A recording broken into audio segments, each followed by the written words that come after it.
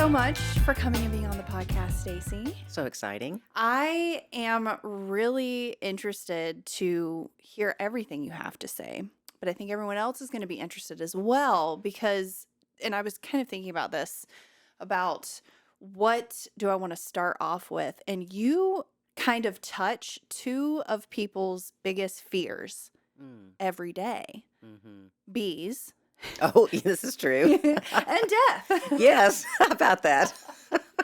And I'm thinking, wow, what a like nerve-wracking. Well, I guess you're probably used to it now, Which part? as much as you can be. Not the Let's bees. start with the bees. We'll start with the bees. Do you still get nervous handling I do. bees? I do. And I've gotten stung. It's inevitable. It truly is. Really? Oh yes, it's inevitable. Oh. The honeybees are not aggressive. Yeah. Period. Yeah. They have a barbed stinger, and so it's one and done for them. So they Yeah. really do make Try not to. They do, unless they need to defend their hive. And there's a couple of reasons why they would be aggressive, and we don't have to go into that today if you don't want to. But my mentor handles them with no gloves and no equipment on at all, But why?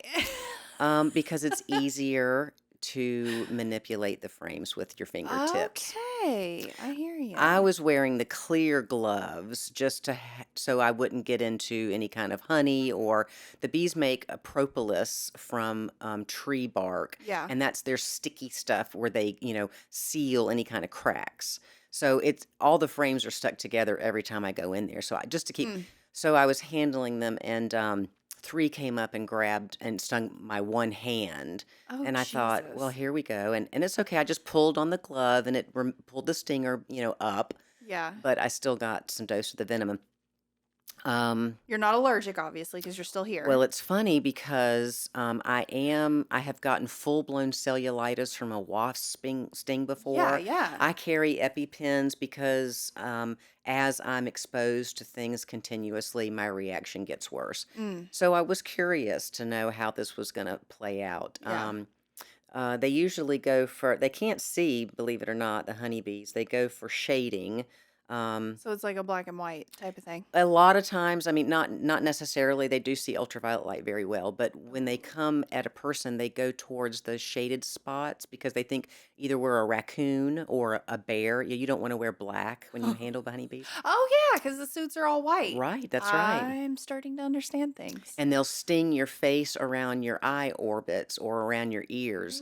Mm. And so we wear sometimes just a head veil. Yeah. But since I got stung, I mean, I'm still very reactive. Like if they can land on you and not sting you at all. Yeah, yeah. But because I'm conditioned to go, Yeah. that's not what you want to do as a beekeeper. Uh-oh. I mean, I don't know how you get past that type of I'm reaction. gonna work on it. Just get stung a bunch. Well, no, but I'm gonna work on it. So sometimes it's your pheromone. Honeybees are very much driven by scent.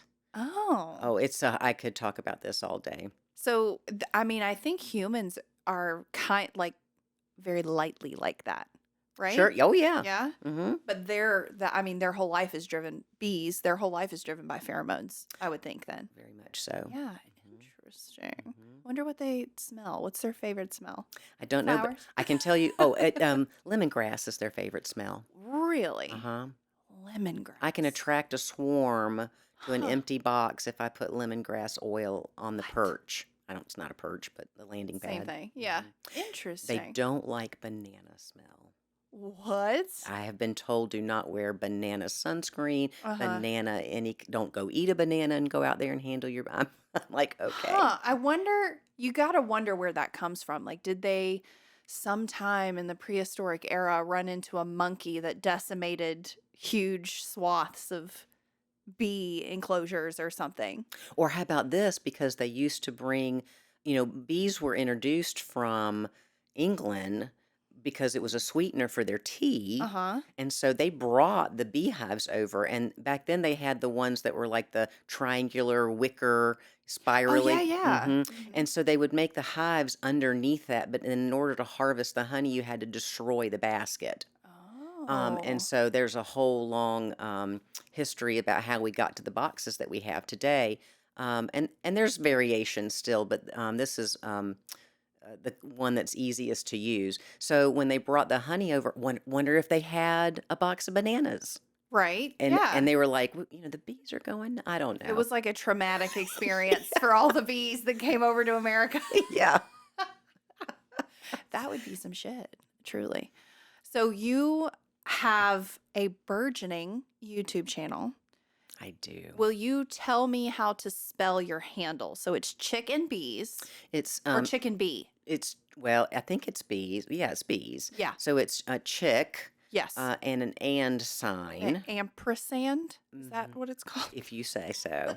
I'm probably wrong. So And then bees, with the apostrophe s. with apostrophe S. Mhm. Awesome. Yeah. Everybody needs to go give it a look because one, you've got the most adorable dog in the world. Oh, thanks. Two, you have chickens as well. That's from the chick part. Yes. Yes. If you want to be entertained and relaxed at the same time, that's the place to go. Like, truly, I love it. Go check out Agatha. She's our Feisty. angry girl. Yes, Poor it's just thing. so it's just I was encouraged to just start Yeah. recording. What I love to do, and I go out there and I do it every day. It's nothing professional by any means, Yeah. but I Which have. would probably be boring for me. So I, thank you. you're welcome. I have a full-time job. I have a two-car garage garden space. I've got 3 chickens and I've got 2 beehives. This is my first year tending bees, so I'm on pins and needles. Yeah. But I'm doing really well, and my mentor, which hopefully I'll be able to upload him at some point, he says we've had many, many challenges, so that's a great learning curve. Oh, seriously. I don't think you can learn without failing in some way, shape, or Definitely. form. Because I don't know how you take in any information otherwise, especially for me. I'm a pain is the touch tone of all learning kind of person. And if I don't mess up, I'm not going to learn anything. Because, I mean, one, why would I? If everything's just la di da di da and I'm doing it all perfectly, I'm not gaining any knowledge. And I think, especially for me and my channel, like failure has taught me all the things. Oh, it catches your attention. Yeah. And in catastrophic ways, sometimes, Unfortunately. unfortunately. But it makes me be like, oh, okay, well, I need to do this, this, and this next time, or I don't need to do this next time. And I'm still not good at most of it, especially like you have to worry about audio. I'm adding an element of video now, obviously, and there's lighting, and it's a shit show. But I think that it helps in general because I'm wanting to do the same thing that you're doing is be able to have everyone join in with me on something that I love and would be doing anyway, hopefully, which is having good conversations with people. Hmm. So you mentioned full-time job. Yeah, I feel like you have one of the hardest jobs out there and you are a hospice nurse. I am. I cannot even fathom first being a nurse, period, because I don't have that particular skill set in me. I have a terrible bedside manner. It's real bad and I'm working on it. But to be with people at that stage of their life and to have to witness just the people you're taking care of, their most vulnerable moment and their entire family's Yes. most vulnerable moment and be a witness for that. Yes. So I want to jump right in and then we can backtrack. Do you feel like you can tell when someone's soul moves on? That's a really great question. Um, I have to honestly say that I don't know that I have the experience that I've been there for that moment. Gotcha. But I have a plethora of stories. Yeah. So, yes, I truly believe there is something tangible that happens. Yeah. Yeah. And you are present for a lot of death. It's interesting within the hospice realm, I am not. Oh, Right. gotcha. So this was your previous employment. So I've been a nurse Yeah. for over 23 years, and my primary area was critical care. Ah, yeah, I thought it was just when you were a hospice nurse that you were it was the, like, ICU. That's where I was literally presence for people's passing. Gotcha. I worked medical ICU, neuro ICU, and surgical ICU, Yeah. all a little bit different, but that's where I'm involved in the Mm. codes. That's Yes. where I'm involved, preparing the room for the family to come in because we're getting ready to stop things. Mhm. So that I have literally been present for, not exaggerating, probably a thousand expirations. Yeah. Mhm. How do you not how do you balance not being completely numb to it, but also not being overly emotional about it? That's a great Is that, question. like, impossible? Well, obviously, it's not impossible. Yeah. It's definitely been a learning curve for me as being a young nurse, moving into being an experienced nurse. Yeah. Um, so here's a little bit of insight. Yeah. So, I worked nights on surgical ICU with a great group of people. Nights means that there's less of us, Mm. there's less support, and so we do more. Gotcha. And I used to train new nurses on the ICU, and my spiel was, if your patient codes, it should never be a surprise to you.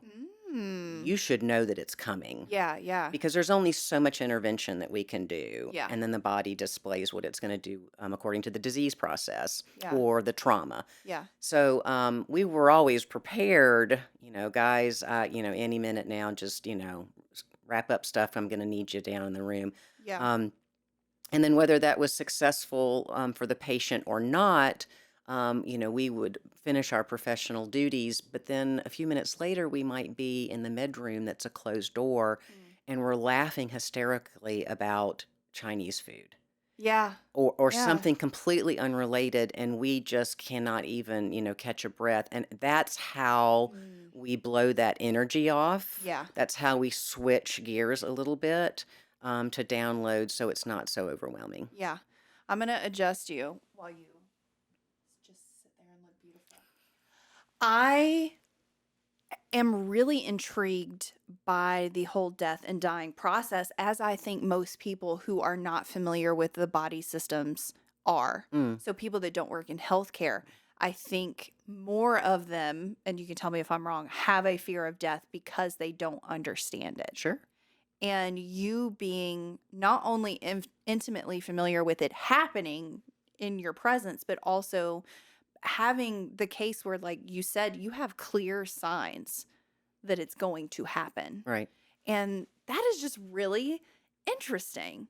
And how does this play into your own thoughts on your own death and dying? Or does it? Do you try not to go that far? I don't want to suffer. Yeah. Yeah. I mean, who does? Exactly. There's going to be a little bit of medical humor here. I hope nobody is offended. If they are, they've come to the wrong podcast. So, People used to say he died in his sleep, or he got hit by a bus. No, the paramedics said he didn't remember a thing. For us, we're like going, good for him. yeah. He died in his sleep peacefully. He had a golden ticket. Yeah. I mean, Yeah. literally. No kidding. So, people go out. People go out. Very much if they are dying a natural death. Mhm. And I say when we're talking about not somebody being in a car accident. Yes. Yeah.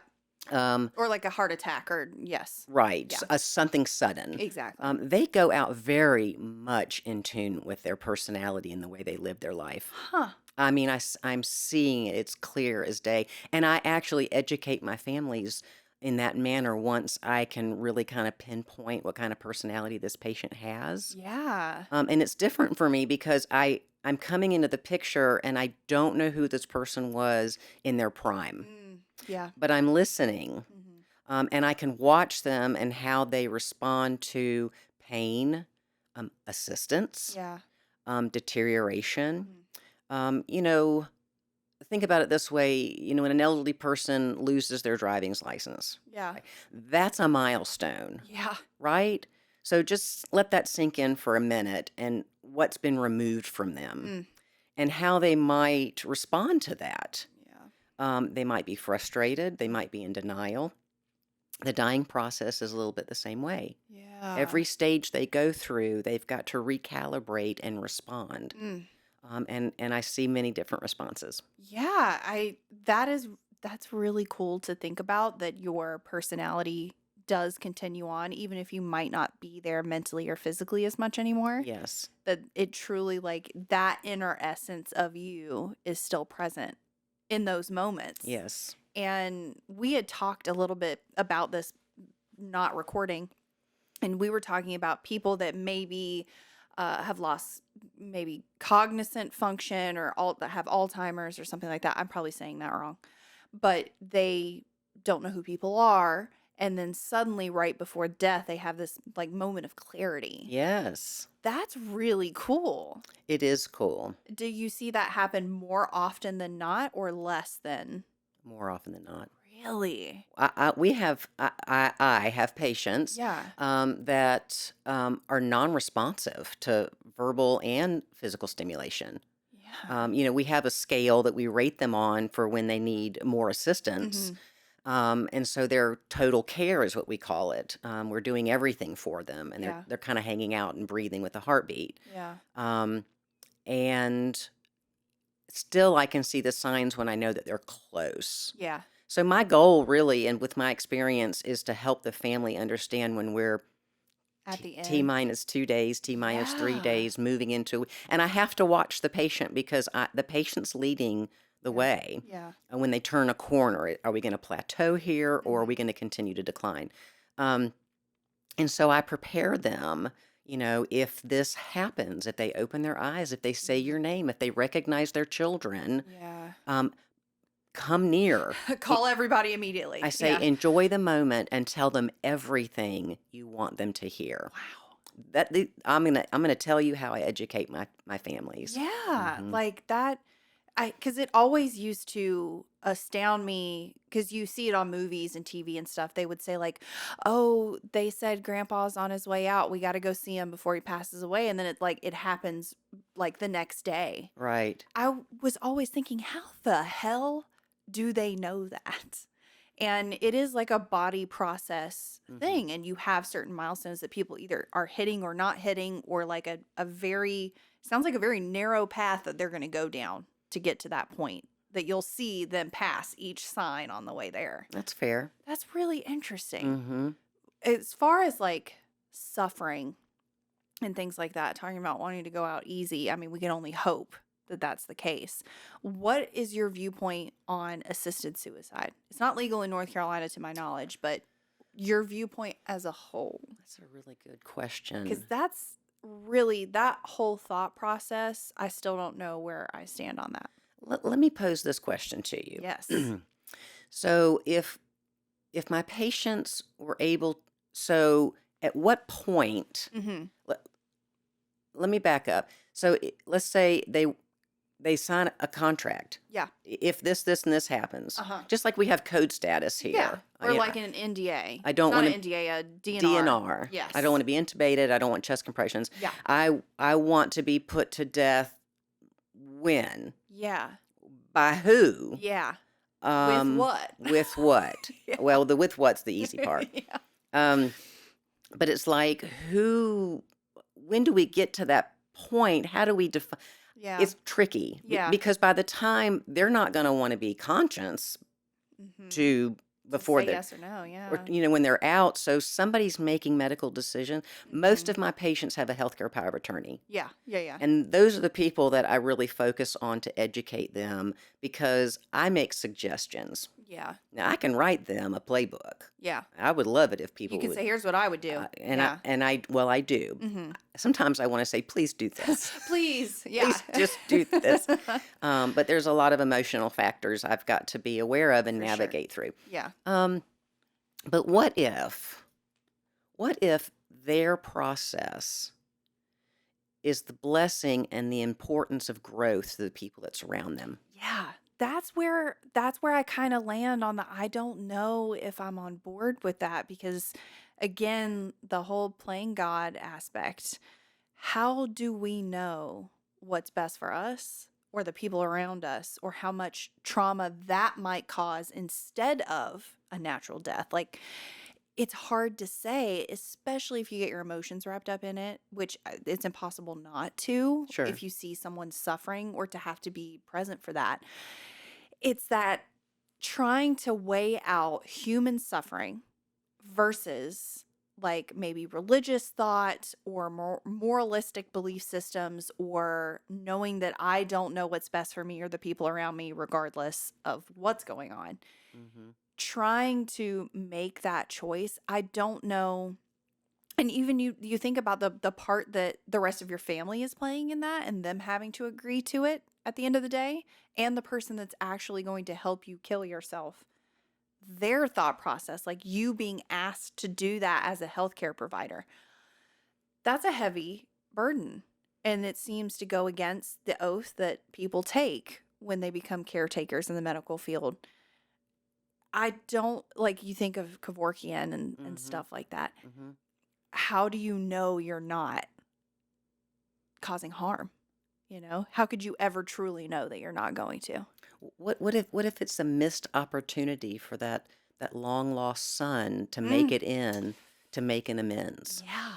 I mean, Yeah. and so we're like, oh, we pulled the trigger on dad on Monday. Sorry you didn't get a chance. I mean, Yeah. that's forever. That's Hmm. forever undone Yeah. for him. So to me, I think that's the platform I'm going to stand on. Yeah. Yeah. Um, and you have mentioned, watching your loved ones suffer.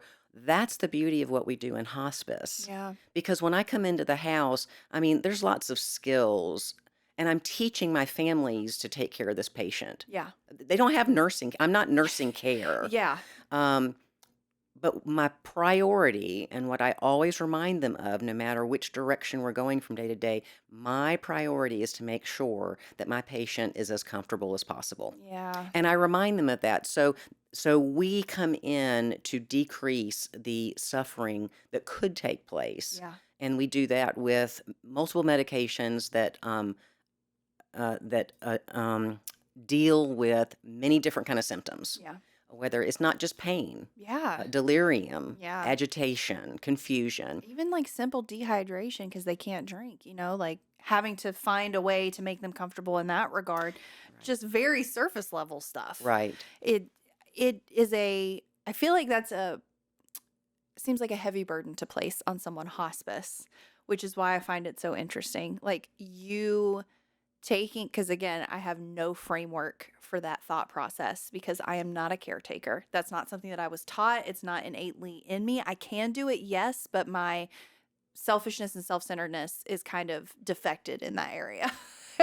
So getting into thinking about someone caring that intimately for another human being is just mind-blowing to me, because it's hard for me to get in that headspace because I also don't have like a ton of empathy. I can Hmm. have sympathy for people, but Yeah. empathy is very difficult for me too. Well, I have to tell on myself because I really, I mean, I do have compassion for people, but I'm not a people pleaser. Yeah. That's not my personality. Um, I'm an educator, Yeah.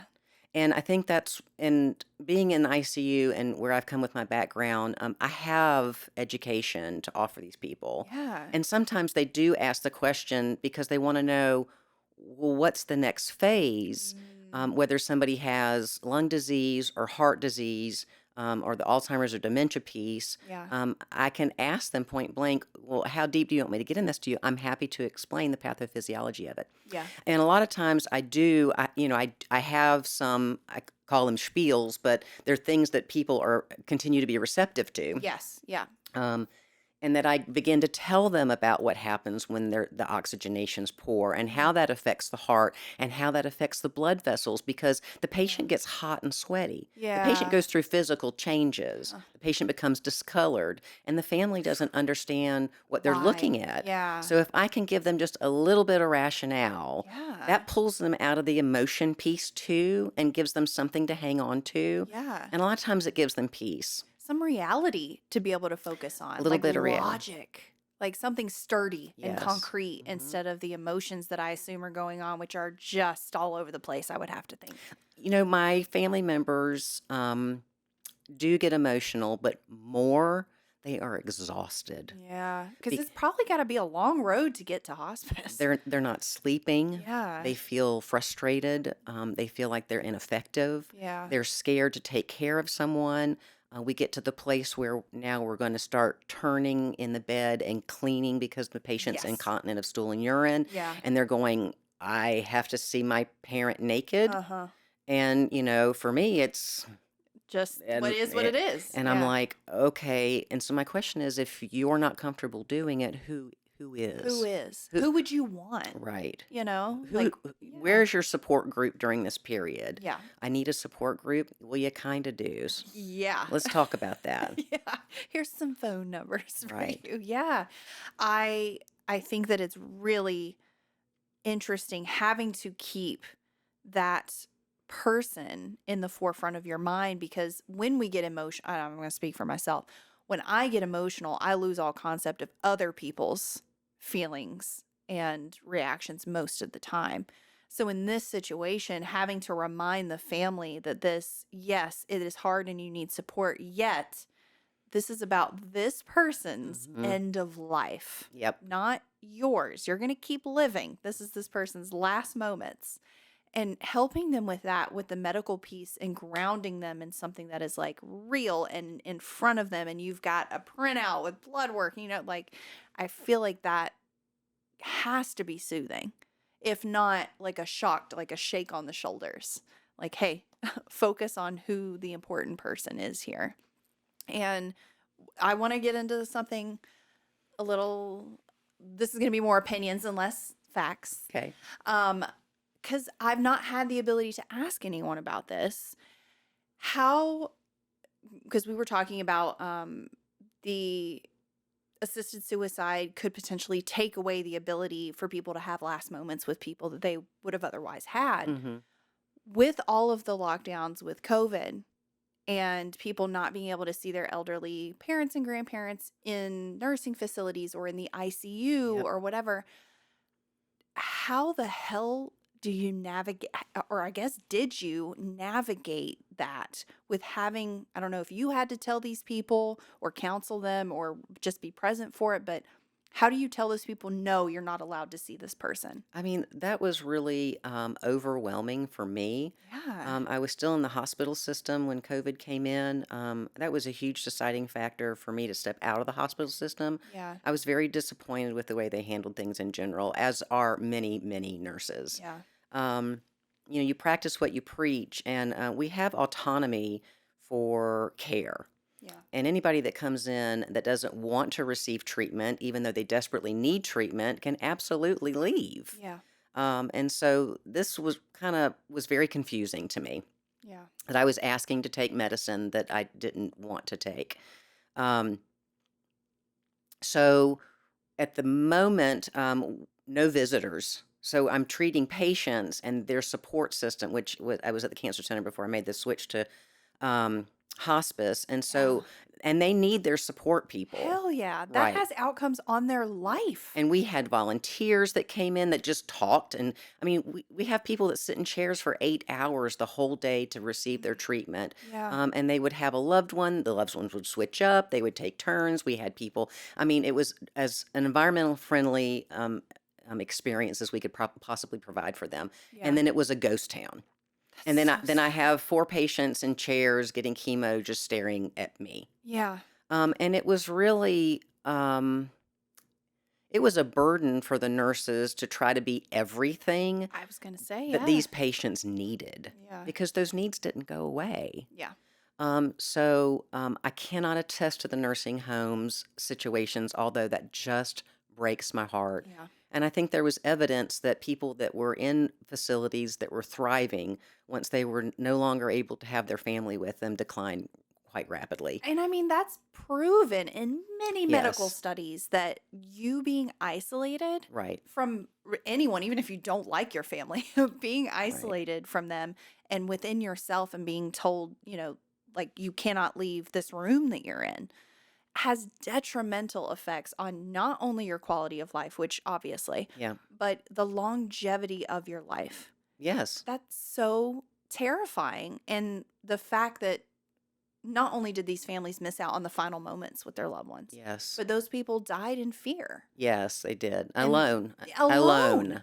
Yeah. Talk if you wanna talk about suffering while expiring, being alone Yeah. is probably at the top of the And list. being denied things. Could you imagine saying goodbye to your spouse or your child via Zoom Oh my from the God. ICU? I would have murdered I think someone. it's despicable. I Yeah. mean, this could have unrolled so much better. Yeah. And I think the whole this is my opinion. Yeah. I This is an I opinion think podcast. everything was run by fear. I think it was delivered with fear intended. Yeah. I just looking back, I mean, there's just this push for separation Yeah. of people, Yeah. whether it's proximity, whether it's race, whether it's intentions, whether Mhm. it's history. I mean, it's Yeah. ridiculous. And I have to remind myself every day how I feel about things, how I think about others. Yeah. And it's a challenge because everybody is heightened. Everybody is, I think fear is such a motivator. It is in Hmm. terrible, terrifying ways. I Yes. mean, and that is why I started this podcast. This was at the tail end of lockdown when we were finally allowed to like go get groceries on Tuesdays and Thursdays again or whatever the hell it was. Right. And I am an introvert. I love being alone. You can lock me in a room by myself and I'm going to be good. Even without my partner, I mean, truly, like I can thrive in that environment for a really long time. But this was more than I expected. And even me, an extreme introvert, I was dying for in-person interaction. Hmm. And I told my friends, I said, hey, you know what? I'm just going to start a podcast. You can come over. I don't care if you wear a mask or if you want to sit far away from me. I started it upstairs, so we had a ton of room between us. And I said, I just want to see your face in person. Hmm. Like, I cannot do this anymore. I can't do it. And I want to have real conversations with people again because you can't on Zoom.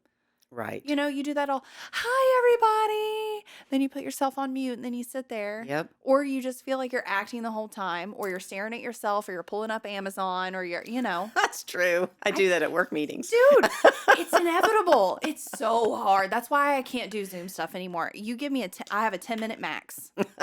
And otherwise, just call me. Yeah. You know what I'm saying? Like, I just couldn't handle it anymore. And if I was struggling, I just cannot even fathom. And I wasn't living in fear. I feel very lucky about that because Hmm. I was told to and somehow circumnavigated that. We won't go down that rabbit hole, but Yep. it is something where I try to look at other people's stories that I've heard and like put myself in their shoes. And you mentioned spouses, like I know this woman and her husband passed away Hmm. and he was in the ICU for months. Yep. And I would have rioted. I would be in jail Yep. because I would have said or done things that were very unbecoming for me as a human being. And I would have not been able to be pulled away from making those actions because I would have no one around me to counsel me other than over Zoom. And that's not going to calm anybody down, let's be honest here. Right. And and I think about, my husband, he's very touch oriented. Yeah. Just So is my partner. I mean, he just just Yeah. anything at all. And I just in my dark moments think about if he had been all alone, just surrounded by machinery. Yeah. I mean, that to me is suffering. Yes. Um, Yeah. so what I do to me is offer relief, Yeah. education, understanding, counseling. Yeah. Um, just it's a beautiful thing. My family's I don't do it for the kudos. And I don't jive. I mean, it's a personality thing for sure. Oh, yeah. And I have been kicked out of a few homes because I'm speaking reality that they're not ready to process. Yeah. And so Yeah. they needed somebody that was much softer and gentler and more of a people pleaser. Mm-hmm. And my boss knows that about me. Yeah. And so when, parameters and my families appreciate me taking the lead to guide them and Yes. start the journey Yeah. and to say the hard things. Yeah. Um, If I had someone in my life that was going into hospice, I would ask for you because that's what I would need. Because I'm going to be up here in the clouds and I need somebody to like, yes. let's refocus. Janae. Well, you know what it is it's one thing that you don't have to worry about Yeah. because your hospice nurse is coming in. Yeah. She's on top of it. Yeah. And when they first, and now, so I want to clarify, when you come into hospice services, you've been referred by a physician. Mhm. Your disease process is at a place where treatment is no longer beneficial, Yeah. and the directions are is that you have 6 months 6 months Yeah. left to live. Some people live 2 weeks, some people live 8 months. I mean, Yeah. we're not going to hold anybody to it, Yeah. but we ask them. There's no more doctor visits. Yeah. There's no more X-rays. There's no more blood work. Yeah. I have to coach people through if they have chest pain. Yeah. You have nitroglycerin. I mean, I have a little black bag. Exactly. So if they let's talk it through. Yes. What would your expect? Oh, I'd call 911, right? Because that's what we're conditioned to do. Yes. So I'm constantly repeating myself over and over And the patient's wishes and too. training them. Well, yeah, a lot of Yeah. them are already DNR. Yeah. Well, he's not drinking. We need an IV. He's No, yeah. that's not our philosophy. Yeah. And so that's how I say it. Well, Yeah. our philosophy is that we want to Respect his wishes. provide support Yeah. and, et cetera, et cetera. Mhm. So, and I repeat myself often. I might start out visiting a patient once a week. Towards the end, when we are really on top of symptom management and changes, Yeah. I'm there 3 to 4 times a week. Yeah. Yeah. That is just absolutely amazing. And thank you for providing that service because God knows that's a hard job. And I'll give you kudos. You're not going to give yourself kudos. Thank But I'll you. give you Thank you. kudos. But yeah, I appreciate your honesty and your willingness to talk about this and all the other things we've talked about that a lot of people just don't want to because I think it's important, especially with things that people are afraid of or especially with things that people say, "Oh, well, I don't want to think about that, so I'm not going to talk about it."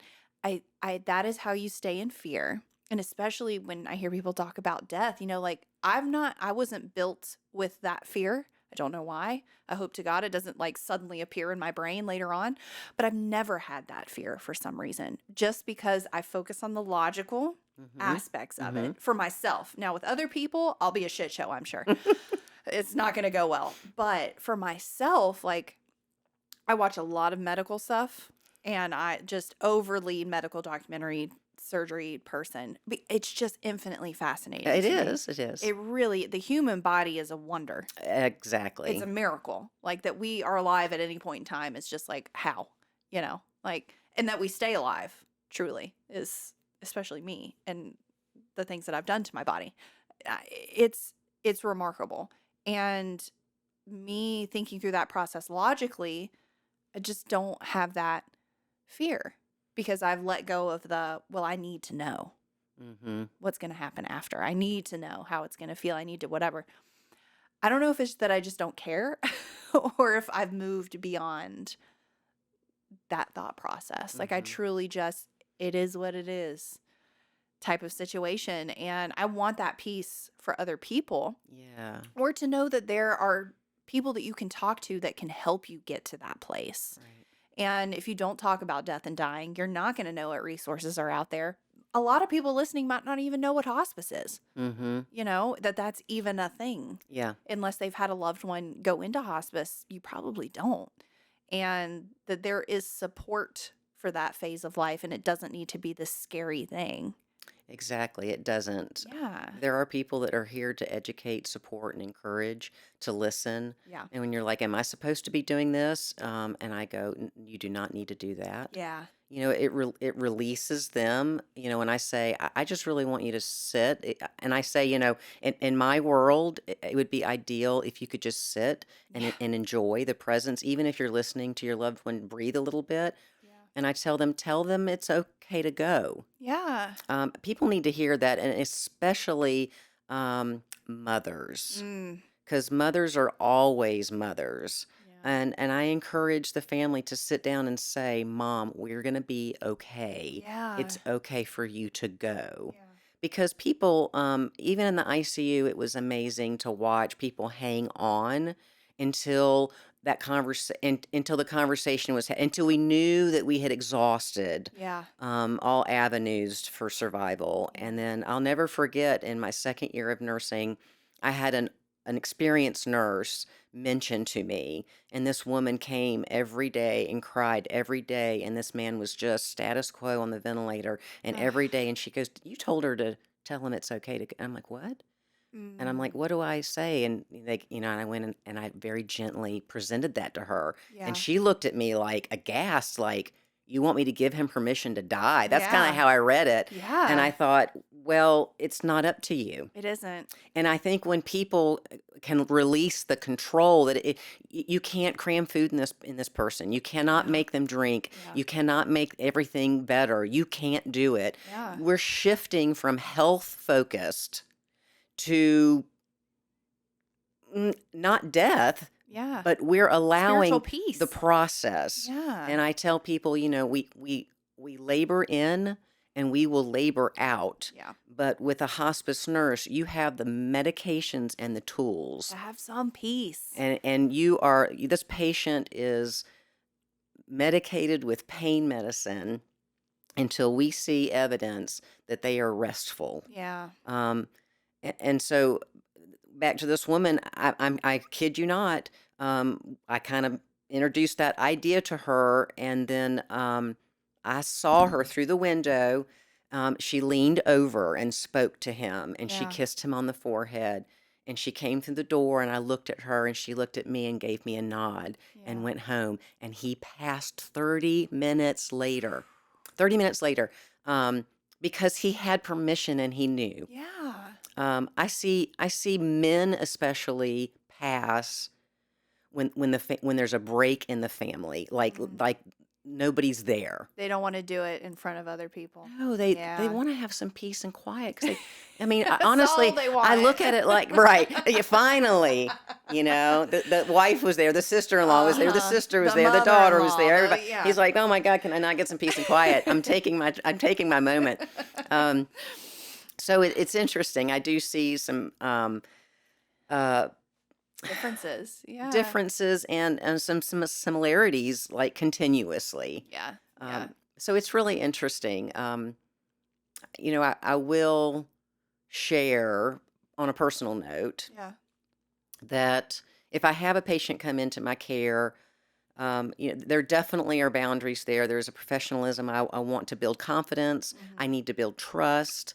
I do what I say I'm going to do. I show up when I'm supposed to show up. Yeah. That's part of building trust. Yeah. And if I can't, I call somebody that can. Yeah.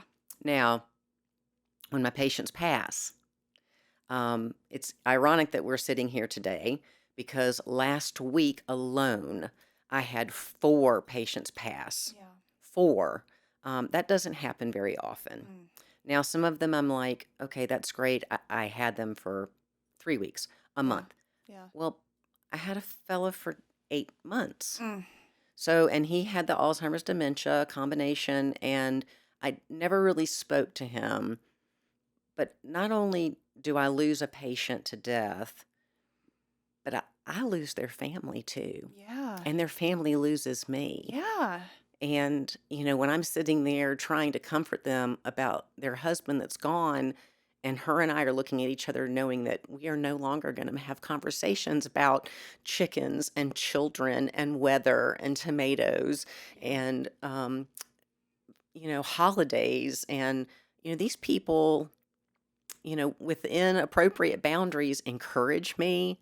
They pray for me. Yeah.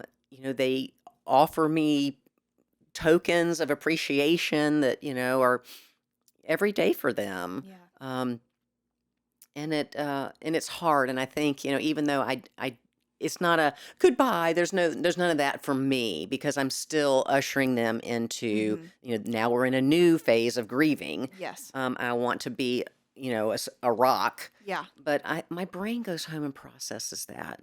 You have to. I think it surprised me at first that I would just be in a funk. Mm. And I'm like, well, I mean, there's nothing wrong with my husband. I mean, everything's good with this. Everything's good. Check, check, check. Yeah. Why am I in a funk? And Yeah. then I caught on to being like, okay, Yeah. I need to grieve too. Yeah. No kidding. And that is a big deal. I mean, you've been present with this family for, again, one of the most intimate moments of their life and everything leading up to that. Hmm. It's, you are still part of that process. I mean, truly, you're physically there, you're mentally there, you are part of their last memories with their loved one. You've got to grieve as much as they do. I mean, you didn't know them for that long, but it's still like, I don't think we should become so distant from death that we go, oh, I'm fine. You can think that at first, but it does affect you on some level. I think it has to Oh, if you're human. you're kidding yourself if it doesn't. Yeah. I mean, there's an absence that once something was there and now it's not, Yeah. and it's unexplainable. But Yeah. there you go. Even a lost sock. I mean, that's how I Yeah, try to reference it. I mean, you're gonna feel that missing piece and on some sliding scale of impact and frequency, hmm and I this is I'm not trying to compare death to losing a sock, but this is how I wrap my brain around it. Like I broke my favorite coffee mug. Every time I go to reach for it, it's like, ah, and I mean, I would assume that it's the same for loved ones that go to pull their phone up when they've had something amazing or terrible happen and they go to call that person again. definitely. You're gonna feel it somewhere. Yeah. And you have to be open to that. I think that's one of the biggest parts of the biggest blessings of being a human is the fact that we have emotions and feelings. I mean, I think that it is both terrible and beautiful at the same time, that grieving process. And it makes us human. I mean, it really does. And if we try to circumvent that, one, I feel like it's dishonoring the person that's moved on. hmm If we either say, I'm going to fall into grief or I'm going to ignore it, if we go the extreme one way or the other. And being there truly for that person, I think it should hurt. I mean, you've lost someone, it should hurt. Yeah. Period. End of story. And I hate to see people, think they need to move through it quickly or just completely numb out and be like, I don't want to feel it at all. I mean, I've been there, but truly being present in that feeling Yeah. is keeping that person alive inside of you. Oh, know? yeah. That's good. I mean, it really is. That whole time you're grieving them, they're there with you. That's just another part of their life process. Yeah. And the longer that you keep them in your memories and pass on stories about them, I talked about it in a previous episode. I mean, that's what legacy is to me. You live on forever as long as someone remembers you or remembers a story of you. I mean, you're alive in their memory forever. Well, and when we talk about how people make us better Mm, and how we grow, so to me, that's part of a legacy. It's more than just a story to reminisce about, yeah. but that person grew you, Yeah. and then here you are standing there as evidence Yeah. of them in your life. Yeah. They're a part of you. It's really interesting with the hospice piece. We try to prepare our families as much as possible, and so and they it's a waiting game. So they're exhausted. They're waiting. Yeah. Those few final moments can be definitely stressful. So much so that when the patient finally passes, there's an element of relief. Yeah. But in the ICU, if I can share, Yeah. that people are continually hopeful, hopeful, hopeful, Mm. and then when we have to come in and say, I'm sorry, or here's the emergency, or the code didn't go through, and then they're Yeah. they're raw in the moment. Yeah. Let me share with you an observation. Yeah. I don't speak generally. African families, they'll come in larger numbers. Yeah. They will fall out. Yeah. They grieve. Yeah. They're crying on each other's It's like shoulders. the tearing of the They shirt. do Yeah. it, and and I've had a chance in my experience to kind of circle back around to ask some questions because I have questions. Yeah. What is this the production? Is this And they're like they grieve and get it over with. They're Yeah. in the moment. It's I mean, powerful. they fall on the floor, the whole 9 yards, Yeah. and as hospital professionals, we give them space, we give them a Yeah. protected space. We make sure there's no traffic Mm-hmm. for them to do this, and we give them as long as they want. Yeah. Where, and I'm using it very generically, the Protestant Mm-hmm. couple that comes in to see, they're quiet, Yeah. they're shut down, Mm-hmm. and I think in a class we talked about how they will hold that at bay for months, if Yeah. not years, Yeah. and never grieve. Ugh. And I think that's very detrimental to your emotional Yeah, because status. you're still gonna have it in you for that whole Absolutely. time, Yeah. and it's just gonna be like a hive of bees just right under your Right. skin, just ready at all times. And the amount of energy expenditure that you're having to use to hold that in, Yeah. I can totally see why it makes so much more sense. I'm trying to remember the specific words that it talks about in the Old Testament. The rending of the clothing, Uh like huh. that expressive show of grief, and it tells you how to grieve in the Old Testament, which is very interesting to me. Because I mean, I guess you needed a playbook back then, and it before psychologists and all that. But you truly like a physical manifestation, and Yeah. or you move into the Victorian era and grieving periods and grieving clothes Yeah. and shielding your face. A physical expression Right. of grief is extremely helpful for most of history. And we like want to quiet that down. I think again, because we're so afraid to talk about death and dying, period. Right. We don't want to touch it. So I feel like people don't feel like they have the space to do it. Or what about the stigmas? Yeah. For the the man that said men don't cry. Uh-huh. And then and I for men that wanted to shed a tear because they're a mama's boy, and I mean that Yeah. respectfully. And they won't. They're not gonna do it. They're not gonna do it because men don't cry, and I need to be Uh-huh. strong for my family. And it's just Yeah. like just take this moment, Go by just yourself. take this moment and just let that energy, however it manifests in you, Yeah. just let it go. Scream on a mountaintop, something, you I know? So for my hospice patients, the stories that I get when the family's present there, Yeah. and because you asked this question earlier, and I was hoping we could circle back around to it because the stories are incredible. Yeah. But one of my favorite ones is, boy, they just took fantastic care of their mother, Hmm. and apparently she was just a treasured member of their family. Yeah. And so she knew we had prepared her. It was going to be within 24 to 48 hours. Yeah. And she was doing a great job. And she said, Mom just didn't look right. And I just said, Mom, are you okay? And I reached in to hug her. And she literally took her last breath while I was embracing her in bed. And Mm. I felt my body pulled towards her in the bed. I Wow. felt like I was going to just fall in the bed with her. Wow. And she goes, What do you think that is? And of course, my response to most of my questions are, What do you think What it do you think it is? is? Yeah. And she goes, I think that was her spirit leaving her. Yeah. I've had patients talk to people that have passed before. Mm. And one As woman, they're passing. mhm, Yeah. one woman was conscious enough to say, I said, I hear that your sister and your brother are here, have come to visit you. Hmm. And she goes, Yeah. And I said, What are they saying? She says, They're waiting for me. Mm. And I said, Are you ready to go with them? She said, No, I told them not now. I said, They gonna come back? She goes, No, they're waiting right there. Oh my God. Yeah. Ugh. So I mean, this is these people's The reality. veil is thin. Very thin. And so we talk about, when I think about my death, I don't have any preconceived notion. How could, yeah, I yeah, don't. I don't, lament on that. But yeah. I'm like, where is my mind gonna go? It's kind of like cool to think I about think it's for a little me. cool. I But do. again, we don't have that fear piece. So to me, it's really interesting. Like I've felt a little connected with woo woo my whole life. So I feel like there are gonna be a lot of people showing up, and I mean, God willing, I'll be dying when I'm really old. So I'm thinking parents and other loved ones and friends along the way. Like that's really interesting to me. I Mhm. feel like that will be such a profound experience to end on. Should that be the way I go out, Mhm. or I could go out sleeping, or I could go out. I was gonna be really crass, so I'm gonna avoid that.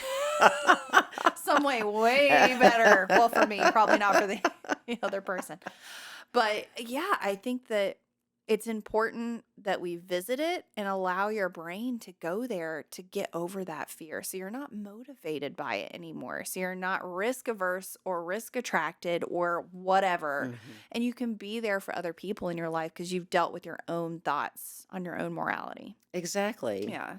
And that's just a valuable opportunity Yeah. if you have the opportunity to be with somebody in a home Yeah. that's expiring, Yeah. and the disease process is unfolding naturally. Yeah. I mean, you just think about what an amazing blessing to get out of your own self Yeah. and to serve Yeah. someone that can no longer take care of They themselves. cannot pay you back. And that's right. Yeah. I mean, what, like a true gift, honestly. Exactly. Yeah. Well, thank you for sharing that gift with us a little bit. Oh, I yes. appreciate you so much. And I want everybody to go check out your lovely videos Oh, with yes. Mr. Tony. He's trying to be a YouTube star. We need to help him out. Bless his heart, my He's little so good. pup. He's Yep. so good. But thank you so much. And I look forward to talking to you again soon. I've enjoyed it. Thank you. Next time. See you then. Okay.